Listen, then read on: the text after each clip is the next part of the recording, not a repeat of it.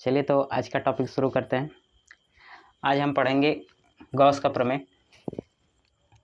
आज हम पढ़ेंगे गॉस का प्रमेय। देखते हैं गॉस का प्रमेय क्या होता है। तो गॉस का प्रमेय किसी बंद पृष्ठ के लिए लागू होगा। बंद पृष्ठ का मतलब कि अगर कोई आवेश है और इस आवेश को हम किसी बंद पृष्ठ में रख दें, इस आवेश को अगर हम किसी बंद पृष्ठ में रख दें, ये कोई बंद पृष्ठ है, तो इस आवेश के कारण इस पृष्ठ से क्या निकलेगा? वैद्युत फ्लक्स निकलेगा। ठीक है, इस आवेश के कारण इस पृष्ठ से वैद्युत फ्लक्स निकलेगा और ये वैद्युत फ्लक्स कितना होगा?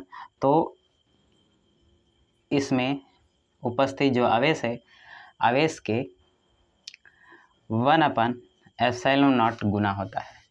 ठीक है, ये जो वैद्युत फ्लक्स है ये आवेश के 1/ε0 गुना होता है। ठीक है, यही है गॉस का प्रमेय। ठीक है, गॉस का प्रमेय कब लागू होगा? तो जब ये पृष्ठ कैसा होगा? तो ये पृष्ठ बंद होगा। ठीक है, पूरी तरीके से पृष्ठ बंद होना चाहिए, इसमें थोड़ा सा भी जगह नहीं होगा। ठीक है, तो अगर ये पूरी तरीके से बंद पृष्ठ है तो इससे जो फ्लक्स निकलेगा वो फ्लक्स कितना निकलेगा? तो आवेश के 1/ε0 गुना निकलता है। ठीक है, तो मैं इसकी परिभाषा लिख दे रहा हूँ। किसी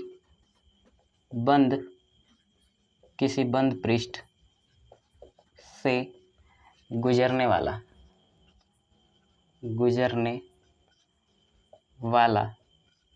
वैद्युत फ्लक्स इसको किससे दिखाया जाता है? फाई ई से। ठीक है, फाई ई से वैद्युत फ्लक्स उस पृष्ठ में उपस्थित आवेश के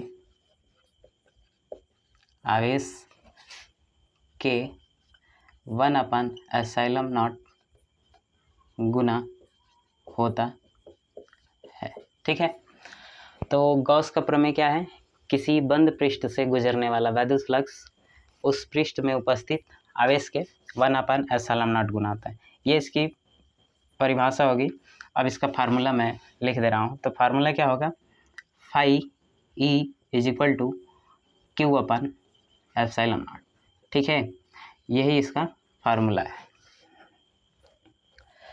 अब इसको कैसे प्रूफ किया जाएगा इसको देख लेते हैं। ठीक है, तो इसको प्रूफ करने के लिए सबसे पहले हम एक बंद पृष्ठ मान लेते हैं। ये मान लेते हैं कोई बंद पृष्ठ है इस तरीके से। ठीक है, हमने किसी एक निश्चित शेप को नहीं लिया है। ठीक है, रैंडम शेप को लिया है। इससे ये फ़ायदा होगा कि हम जैसे मान लेते हैं कि अगर हम कोई क्यूब ले तो इसके लिए फार्मूला हम सिद्ध करके लाएंगे। ठीक है, या फिर हम कोई गोला ले तो इसके लिए अलग फार्मूला सिद्ध करके लाएंगे। ठीक है, तो उससे अच्छा है कि हम एक सामान्य स्थिति लेंगे और इसका जो मान आएगा इसके मान और इसके मान के बराबर आएगा। ठीक है, तो इसीलिए हमने एक रैंडम शेप लिया है और इसी में हम गॉस के प्रमेय को सत्यापित करने वाले हैं। ठीक है, तो होगा क्या कि जैसे मान लेते हैं कि ये कोई आवेश है, यहाँ पे मान लेते हैं आवेश। ठीक है, यहाँ से अगर इस पृष्ठ को देखा जाए, ये बंद पृष्ठ है पूरी तरीके से। ठीक है, पूरी तरीके से बंद पृष्ठ है। ये कैसा पृष्ठ है? तो ये है बंद पृष्ठ। ठीक है, अब यहाँ पर कोई आवेश है। अब इस आवेश से देखा जाएगा कि यहाँ की दूरी कुछ और है, यहाँ की दूरी कुछ और है, यहाँ की दूरी कुछ और है, यहाँ की दूरी कुछ और है। ठीक है, तो यहाँ पे जो दूरियां हैं अलग अलग हैं। ठीक है, तो इसके लिए हम फार्मूला कैसे सिद्ध करेंगे देखते हैं। तो मान लेते हैं कि हमने एक छोटा सा हिस्सा लिया है। ठीक है, एक छोटा सा इसका हमने अवयव लिया इस पृष्ठ का। अब इस छोटे से अवयव पर हम निकालेंगे क्या? वैद्युत फ्लक्स।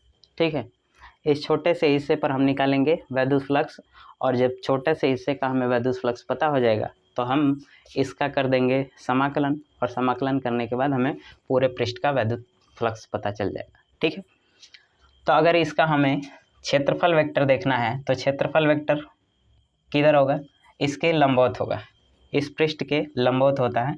ठीक है, क्षेत्रफल सदिश इस पृष्ठ के लंबवत होगा, तो ये हो गया एरिया वेक्टर। ठीक है, एरिया वेक्टर क्षेत्रफल सदिश। ठीक है, अगर मुझे इसका त्रिज्य सदिश देखना है तो त्रिज्य सदिश किधर होगा, त्रिज्य सदिश होगा ठीक इसके इधर होगा। ठीक है, समझ में आया कि नहीं आया, ये है इसका त्रिज्य सदिश। अगर इन दोनों के बीच में हम एंगल देखें तो एंगल कितना हो रहा है, मान लेते हैं कि एंगल थीटा डिग्री हो रहा है। ठीक है, एंगल कितना हो गया, थीटा डिग्री। ठीक जाता ना।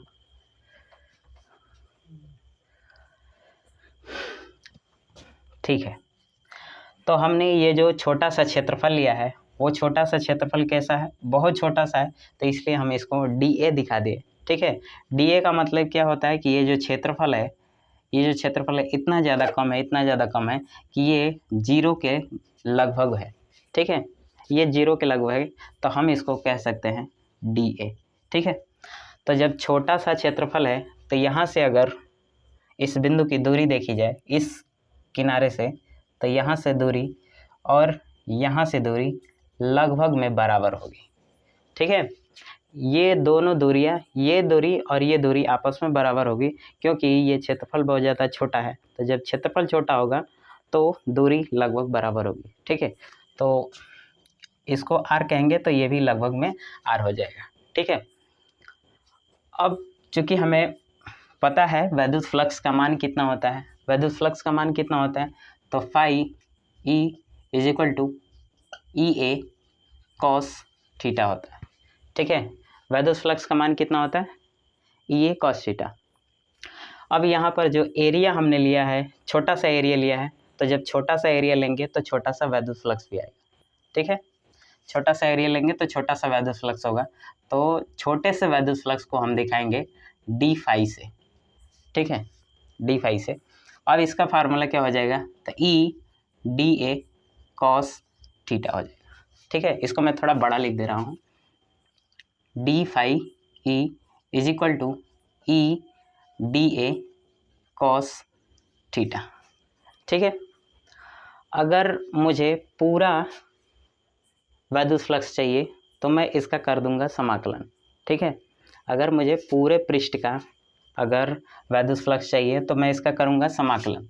तो समाकलन करने के बाद क्या होगा, D फाई E = अगर इसका हमें पूरा वैद्युत फ्लक्स चाहिए, ठीक है, तो हम इसका कर देंगे समाकलन, और समाकलन करने के पश्चात हमें इस पृष्ठ का पूरा वैद्युत फ्लक्स पता चल जाएगा। ठीक है, ये पृष्ठ कैसा है, बंद पृष्ठ है, तो इसको हम दिखाएंगे बंद पृष्ठ से, तो इस तरीके से हम कर देंगे। ठीक है, तो ये बता रहा है कि ये जो पृष्ठ है वो बंद पृष्ठ है। ठीक है, अब ये क्या हो जाएगा, इसका जब हम समाकलन करेंगे तो ये जो वैद्युत फ्लक्स है ये इस तरीके से प्राप्त होगा। ठीक है, वैद्युत flux D phi = EDA cos theta. ठीक है, तो यहाँ पर लिखूँगा दोनों पक्षों का समाकलन करने पर, तो जब दोनों पक्षों का समाकलन किया जाएगा तो ये हो जाएगा D फाई E = इसका समाकलन करेंगे तो EDA cos थीटा। ठीक है, क्योंकि ये बंद पृष्ठ है तो बंद पृष्ठ के लिए हम इस तरीके से बना देंगे। ठीक है, ये बताता है कि ये पृष्ठ जो है बंद पृष्ठ है। ठीक है, अब सबका मान रख देते हैं, तो E की वैल्यू कितनी है, E की वैल्यू है 1/4 पाई ε0 Q/r²। ठीक है, Q/r², तो मान रख देते हैं। तो इसकी वैल्यू कितनी है, इसकी वैल्यू है, यहाँ से आप देख सकते हैं कि इसकी वैल्यू कितनी है, फाई E है, तो फाई E = अब E की वैल्यू कितनी है, E की वैल्यू है 1/4 4 pi epsilon naught Q by R square, ठीक है। और ये हो जाएगा DA cos थीटा, ठीक है। अब जो कांस्टेंट है उसको बाहर कर लिया जाएगा, तो कांस्टेंट क्या है, तो 1/4 पाई एप्सिलॉन नॉट कांस्टेंट है, और ये जो आवेश है वो भी कांस्टेंट है, क्योंकि इसमें अब आवेश ना घट सकता है ना बढ़ सकता है, ठीक है। तो phi E is equal to 1/4 pi epsilon naught Q, और क्या बचा अंदर, अंदर क्या बचा है, तो DA cos theta by R square, DA cos theta by R square, ठीक है। हमने पिछले वाले वीडियो में बताया था कि DA cos theta by R square ये किसका मान है, तो ये है घनकोण का मान, ठीक है, ओमेगा का मान। तो छोटा सा क्षेत्रफल है तो छोटा सा घनकोण होगा, ठीक है। तो छोटा सा क्षेत्रफल है तो इसके कारण जो घनकोण आएगा वो छोटा सा होगा, ठीक है। ये हमने पिछले वाले वीडियो में बता रखा है कि घनकोण का मान कितना होता है, DA cos theta by R square, ठीक है। आप जाके देख सकते हैं। अब मान रखेंगे तो phi E is equal to 1/4 pi epsilon naught और Q और ये हो जाएगा, यहाँ पर हम क्या लिखेंगे, D ओमेगा, ठीक है। अब हम ओमेगा का समाकलन करेंगे तो ओमेगा आएगा, तो phi E is equal to 1/4 pi epsilon naught Q, और इसका हम समाकलन करेंगे तो इसका समाकलन क्या आएगा, ओमेगा आएगा, ठीक है। ओमेगा का मतलब क्या होता है, घनकोण। और हम देखेंगे कि ये कोई बंद पृष्ठ है, तो बंद पृष्ठ में घनकोण का मान कितना होता है, तो बंद पृष्ठ में घनकोण का मान होता है 4 पाई। ये भी मैंने पिछले वाले वीडियो में बता रखा है, ठीक है। तो अब जा कर के वहाँ से देख सकते हैं ओमेगा का मान कितना होता है, 4 पाई। हम रख देंगे ओमेगा का मान 4 पाई, तो phi E is equal to 1/4 pi epsilon naught और Q इंटू ओमेगा का मान कितना है, 4 पाई, ठीक है।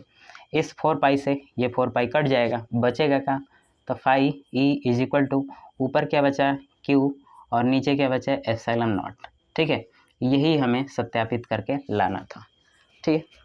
तो यही गॉस का प्रमेय है। गॉस का प्रमेय क्या बताता है कि किसी बंद पृष्ठ से गुजरने वाला वैद्युत फ्लक्स, ये वैद्युत फ्लक्स है, किसी बंद पृष्ठ से गुजरने वाला वैद्युत फ्लक्स उसमें उपस्थित आवेश के 1/एप्सिलॉन नॉट गुना होता है, ठीक है। तो इस तरीके से हमने इसका डेरिवेशन कर दिया।